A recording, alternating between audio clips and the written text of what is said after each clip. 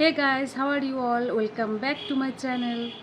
जैसे कि मैं आपको बता चुकी हूँ कि मैं शेयर मार्केट रिलेटेड छोटी छोटी कॉन्सेप्ट में वीडियोस बनाती रहती हूँ। तो आज हम जिस टॉपिक में डिस्कस करने वाले हैं वो है equity fund and debt fund.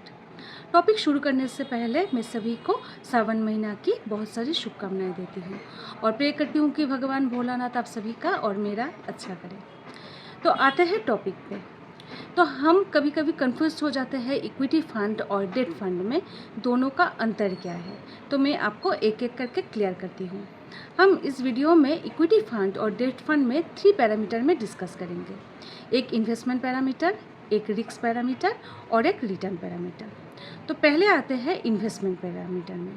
तो आपको पहले समझना ये होगा जो इक्विटी फंड है वो और जो डेट फंड है दोनों का इन्वेस्टमेंट का तरीका कैसा है। ठीक है, देखिए इक्विटी फंड और जो डेट फंड होता है दोनों ही इन्वेस्टमेंट फंड है, दोनों ही म्यूचुअल फंड है, लेकिन दोनों का जो इन्वेस्टमेंट ऑब्जेक्टिव्स है अलग है और इन्वेस्टमेंट फील्ड भी अलग है। इक्विटी फंड जो अपना इन्वेस्टमेंट कैपिटल है उसको इन्वेस्ट करते हैं कंपनीज की स्टॉक्स में, इक्विटी में, शेयर्स में, लेकिन डेब्ट फंड ऐसा नहीं करता। डेब्ट fund government debentures, bonds, treasury bill इन सभी में इन्वेस्ट करते हैं। तो आपको समझ में इक्विटी फंड इन्वेस्ट करते हैं जो कंपनीज होते हैं, बड़े बड़े कंपनीज की जो इक्विटी होते हैं, शेयर्स होते हैं, उनमें इन्वेस्ट करते हैं। और debt fund on the other hand government debentures, bonds और सिक्योरिटीज़ और जैसे ट्रेजरी बिल इन सभी में इन्वेस्ट करते हैं। ये हो गई इन्वेस्टमेंट पैरामीटर। अभी नेक्स्ट आते हैं हम रिस्क पैरामीटर। इक्विटी फंड में कितना रिस्क है और डेट फंड में कितना रिस्क है। इक्विटी फंड आपको पता है कि ये कंपनीज के शेयर स्टॉक्स में इन्वेस्ट करते हैं।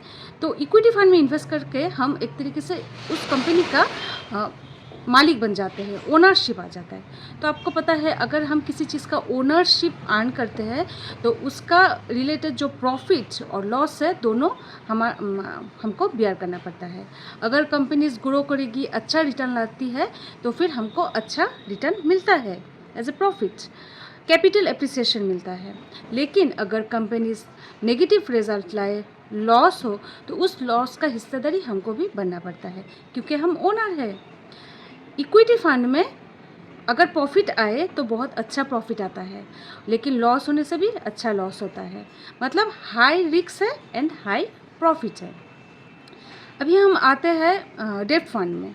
क्योंकि debt fund government bond, security और जो ट्रेजरी बिल है इन सभी में इन्वेस्ट करते हैं, तो डेट फंड में रिस्क कम होते हैं compare to equity fund. Debt fund में रिस्क बहुत ही कम होते हैं। ये हो गई इन्वेस्टमेंट पैरामीटर और हो गई आपका रिस्क पैरामीटर। अभी आते हैं हम रिटर्न में। जब हम रिटर्न देखेंगे तो हम देखेंगे कि इक्विटी फंड में अगर आप 5 साल से ज़्यादा इन्वेस्ट करते हो तो बहुत ज़्यादा आपको रिटर्न आती है, लेकिन डेट फंड में आपको इतना रिटर्न नहीं आती है क्योंकि हम गवर्नमेंट बॉन्ड और डिवेंचर्स में इन्वेस्ट करते हैं।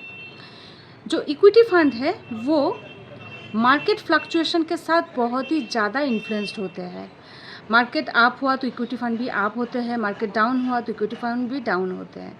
लेकिन जो डेट फंड है वो मार्केट जो फ्लक्चुएशंस है उससे ज़्यादा इन्फ्लुएंस नहीं होते। डेट फंड में आपको रेगुलर एक इनकम मिलता रहेगा। तो अगर आपका जो इन्वेस्टमेंट गोल है वो अगर आप कैपिटल एप्रिसिएशन चाहते हो, आपका कैपिटल बढ़े, आप थोड़ा रिस्क लेना चाहते हो, थोड़ा बियर करना चाहते हो, तो आप इक्विटी फंड की तरफ जा सकते हैं। लेकिन अगर आपका risk taking capacity, risk taking mentality अगर आपका कम है तो आपको डेट फंड चूज़ करना चाहिए। ये अभी आपके ऊपर डिपेंड करता है कि आप इक्विटी फंड में जाना चाहते हो या डेट फंड में।